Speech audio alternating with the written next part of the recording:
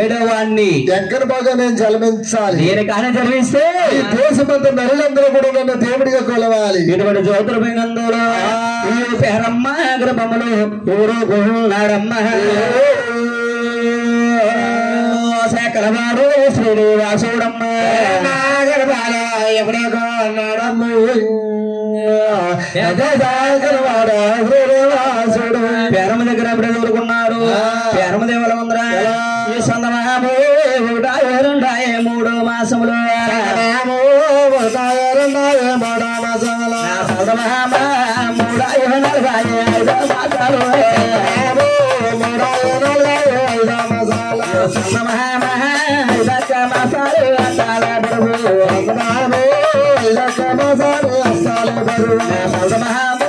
మామిడికాయల మీద మనసలాగేనమ్మా ఏడో రోజు పేరమ్మదే బిందు పట్టుకుని లాటరీకి నీళ్ళకెళ్తుందంట సూర్యకాల చంద్రకాల. ఈ మాట అన్నావా? ఏ మాట? పేరమ్మదేవికి 80 సంవత్సరాలు వచ్చినాయి. కర్ర అవుతుంటే నల్లపోతుంది ముసలి కంకైపోయి. ఇప్పుడు ఏడోలేదంటే బాబా ఊరుకోరుకో ఎవరిని చూసి ఎవరిని అంటున్నావో నీకు తెలీదా? అసలు ఈదికి వెళ్తానేదే బాబా. నాకు తెలియదే బాబా. పొద్దున్న పై పని చేస్తారని మన సీని గారి ఇంటికి వచ్చిందంట. మన సీని గారి ఇంటికి వచ్చిందా? సీని గారు అమ్మ చూసిందంట. చూసి ఆ నా సైతం అసలు నువ్వు నోట్లో 4 ఉండదంటే బాబా 10 గంటలు చెప్పేస్తుందంట. అనుకో ఆ పెద్దమ్మ అంటే బాబా ఆవిడకి ఏడోలేదంట. ఊరుకో ఊరుకో అలాగనగాని పేరం దేవుని ఆయన నీలా డ్రైవ్లో బిందు వదిలేసండి పరుగు పరుగున 12 స్తంభాలు లోగిళ్ళకెళ్ళి మంచం మీద పడుకుని ఈ కడుపుని పట్టుకుని దెయ్యానేవో గాని దేవరవు గాను గర్భవన ఎవడు కొన్నాడు దేవరవు గాను నాలక గర్భాలు ఇప్పుడు కొన్నాడు.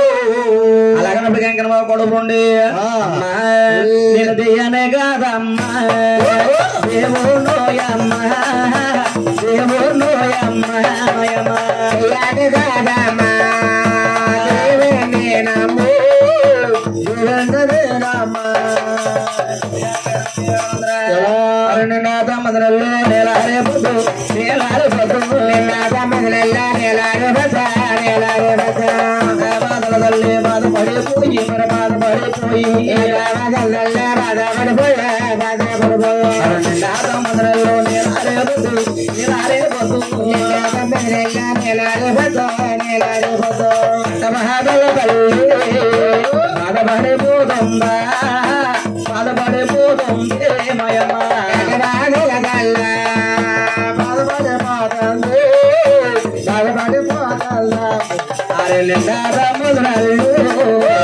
ఎలా రేపోదమ్మా ఎలా రేపోదమ్ము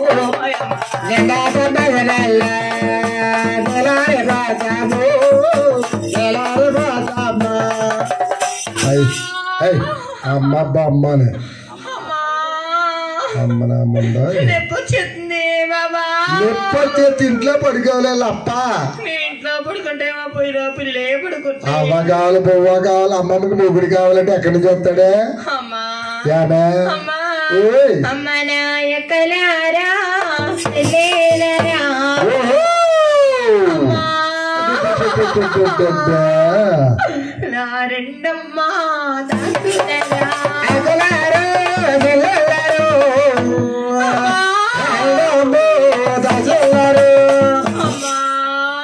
బొమ్మకి దేవుడు